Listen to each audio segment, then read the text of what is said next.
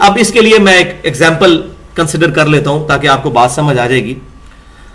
مثال کے طور پر ایک شخص جو ہے وہ 1,20,000 روپیہ چھوڑ کر مرا ہے. 1,20,000 روپیہ یہ سپوز کر لیں آپ.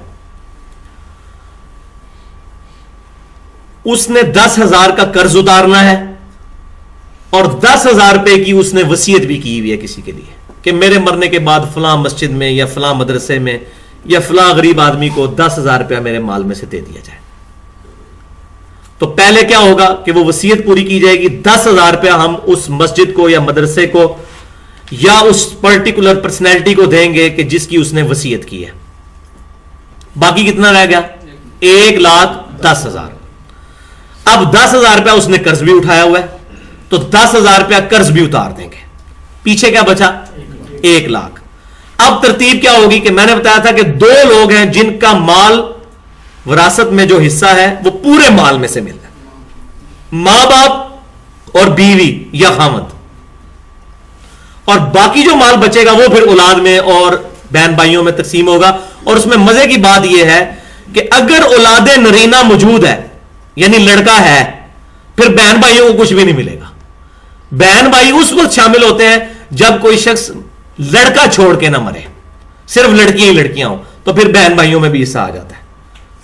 اگر لڑکا بھی ہے اور لڑکیاں بھی ہیں اس کی تو بہن بھائی فوراً فارغ. تو یہ سیدھا سا فارمولہ ہے کہ اگر اولاد نرینہ ہے تو بہن بھائی کو کچھ نہیں ملنا.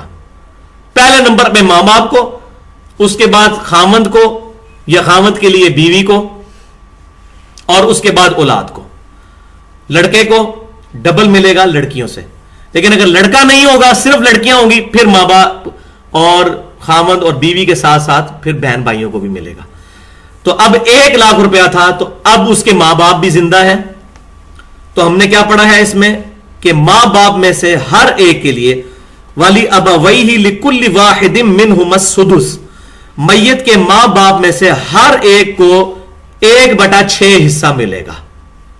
تو 1,00,000 روپے کو اگر 6 حصوں میں ڈیوائڈ کیا جائے, 1,00,000 روپے کے 6 حصے بنائے جائیں تو وہ چھٹا حصہ جو بنے گا وہ ملے گا ماں کو اور ایک اتنا ہی چھٹا حصہ اس کے باپ کو بھی ملے گا. اور وہ میں نے کیلکولیٹ کیا ہے 1,00,000 روپے میں چھٹا حصہ جو ہے وہ 16,667 روپے بنتا ہے. 667 آپ تقسیم 16,696 تو 16,667 4,000 روپے اوپر جو ہے وہ یہ بن گیا. تو 16,667 روپے 667 روپے 667 یہ مل گئے ماں کو اور 16,667 روپے مل گئے باپ کو.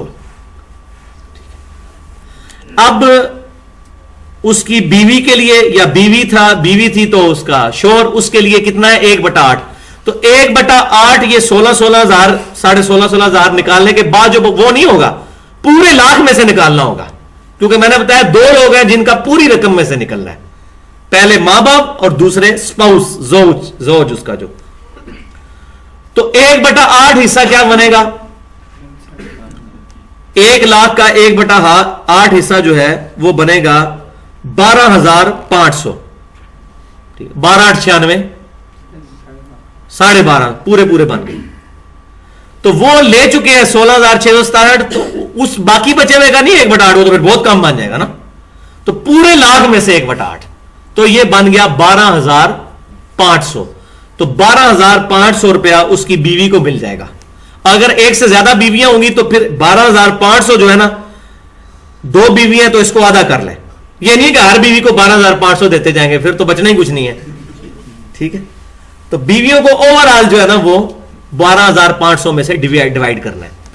تو 12,500 یہ بھی نکل گیا, 16,667 ماں کا, 16,667 باپ کا. یہ تینوں ملا کے جب نکل گئے تو باقی رقم بچی 54,166. اب یہ جو باقی بچی ہے نا 54,166 یہ اولاد میں تقسیم ہوگی. تو یہ بڑا ضروری ہے. یہ پہلے سمجھ نہیں آتا کہ شروع کہاں سے کرنا ہے. آج ماں کا اتنا حساب, اور اس میں پھر جو کافی کفار ہیں انہوں نے مذاق بھی اڑایا جی دیکھیں جی یہ تو رقم پوری ہی نہیں بنتی, 1/6 1/6 1/8 یہ جمع کریں تو پورا ایک تو بننا چاہیے, ایک بنتا ہی نہیں ہے. تو ان کے دماغ کا فطور ہے, ان کو کیلکولیشن ہی نہیں آتی ہے. یہ بیسک میتھمیٹکس ہے, اس کو سمجھیں. پہلے ماں باپ کا حصہ نکالنا ہے, اس کے بعد زوج کا حصہ نکالنا ہے. ماں باپ اور زوج کا حصہ اوور آل پوری رقم میں سے ہوگا, اور باقی جو بچ گیا اس کو پھر اولاد پہ تقسیم کرنا ہے. تو باقی بچے 52,166. تو فرض کریں اس کے 2 بیٹے اور 3 بیٹیاں. اب 52,166 روپے 2 بیٹے اور 3 بیٹیوں میں تقسیم کرنا ہے. تو کس طرح ہوگا وہ ہم شروع میں پڑھ چکے. یوصیکم اللہ فی اولادکم للذکر مثل حظ الانثیین. اللہ تعالیٰ تمہیں وصیت کرتا ہے کہ لڑکے کا حصہ لڑکی سے ڈبل ہوگا. اب لڑکے ہوئے 2, لڑکیاں کتنی 3. تو لڑکے کو چونکہ ڈبل ملنا ہے تو ہم فرض کر لیتے ہیں لڑکے 4 ہیں. فرض کر لیتے ہیں لڑکے 4 ہیں, 4 کے حساب سے کیلکولیٹ کرتے ہیں. تو 4 کی رقم پھر 2 کو دے دی جائے گی, تو ڈبل پوائنٹ. تو لڑکیاں 3 ہوئی اور لڑکے تھے 2, لیکن چونکہ ان کو ڈبل ملنا ہے ہم نے فرض کیا 4. 4 اور 3 کتنا ہوا 7. تو 52,166 کو 7 کے اوپر آپ 7 کے اوپر ڈیوائڈ کر لیں. ٹھیک ہے, تو یہ بن جائے گا 15,476 روپے. ٹھیک ہے جی, کتنا بنا ذرا کیلکولیٹ کر لیں. سوری 7,738. وہ 15,000 جو میں نے لکھا ہے وہ بیٹے کا حصہ پھر بنے گا نا. تو کتنا بنا 7,738. 7 7 49. ٹھیک ہے, 49. تو 54 اوپر بھی ہے. تو 7,738 روپے بن گئے ایک حصے کے. یہ لڑکی کا حصہ نکلا.